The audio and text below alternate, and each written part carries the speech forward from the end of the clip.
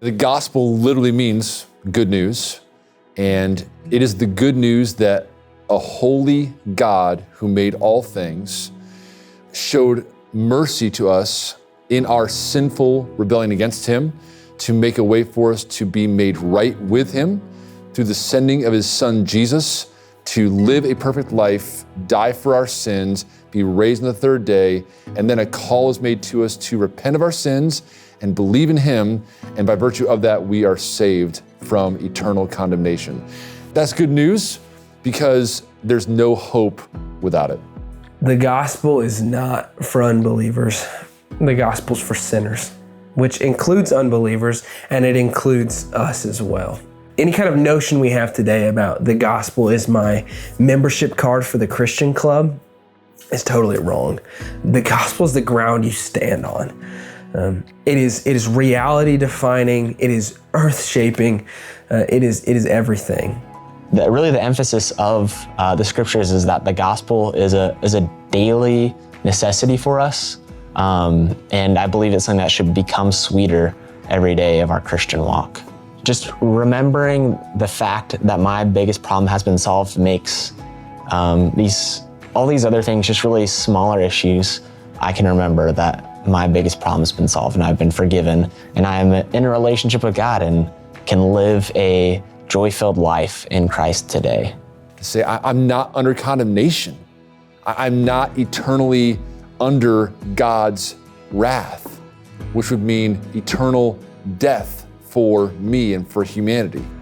I am right with God in such a way that I can be in his presence and know the greatest gain of the gospel, which is God himself.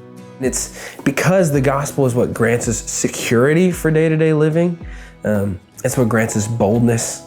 Gospel reflection is what makes me a faithful witness of the gospel.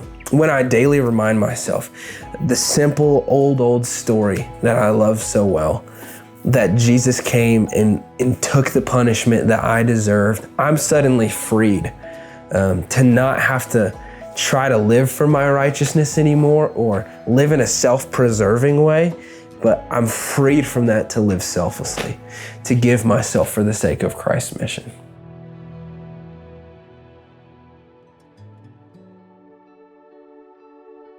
And Jesus came and said to them, "All authority in heaven and on earth has been given to me. Go therefore and make disciples of all nations, baptizing them in the name of the Father and of the Son and of the Holy Spirit, teaching them to observe all that I have commanded you, and behold, I am with you always to the end of the age."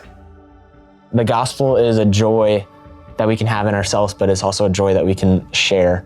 It gets me excited that when I'm talking to an unbeliever, there is a possibility that they could have their eternal destiny changed from hell to heaven, and they could experience that same joy that I'm experiencing. When you responded in repentance and faith to Jesus, you gave up every bit of self-determining for your identity.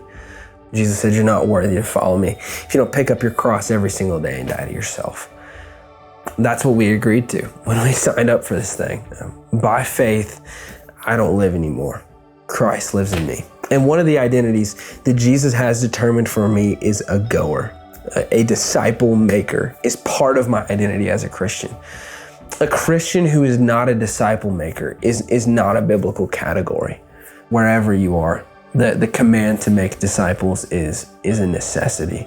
Christ points back in Matthew 9 when he talks about that we should be praying to the Lord of the harvest to send laborers. One of the biggest things that we could be doing now is praying for more laborers to go into the harvest, but praying from a position of humility, saying, "Lord, if you want me to be that laborer, I'll go, but please send more laborers to the field." God has ordained in his infinite wisdom that the means by which people would be saved is your mouth. And that's what we need. We need more mouths out in the mission field actually speaking the good news about Jesus. And he said the harvest is ready and we just need people. I think that some people have a gift of some special calling, but the pattern of missions is actually not this special calling that the Lord spells it out in your alphabet soup. And a lot of people are waiting for that, and it's unfortunate because people are dying as American Christians are waiting for a calling. And I think we need to focus more on the command to go, and even thinking of Romans 10, that there's sending and going. So where are you going to participate? Life is always going to be busy, and you will never be in a place where, well, now I don't have much to do. Now I can engage in local church life and evangelism. Man, one of Satan's greatest attacks against our culture is busyness. And amongst believers, it's rarely ever focus on sinning for a little bit longer. Like, it's rarely sin that keeps us out of the way. It's one more good thing, one more night with the friends, one more homework assignment, one more extracurricular to be involved in, one more nap this week, and the good things that the Lord has given us that the enemy loves to use to try to keep us from doing ultimately good, lasting things. I'm either sacrificing my obedience to the Lord on the altar of getting more done, or I can sacrifice getting more done on an altar to the Lord. It can be very intimidating to share the gospel with others.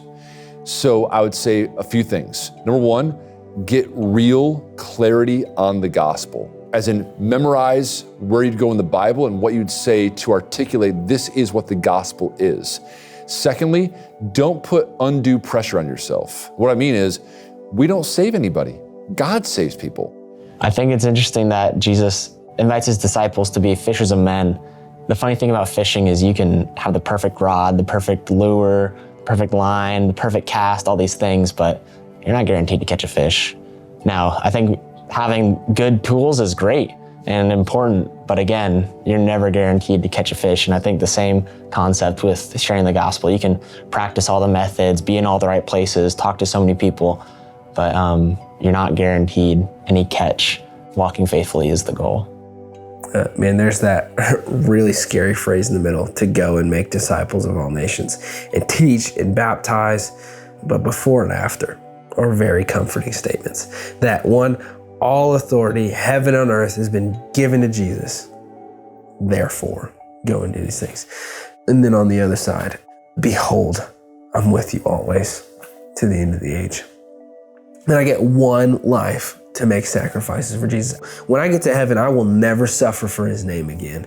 I will never get to choose to obey when temptations arise. Those are things only for this earth. Man, and I only have like 60 years left to do those things. I just encourage that it is never too late to participate in God's mission. So take joy that your name is written down in the book of life, but also remember that you have days left to spend. How will you spend them?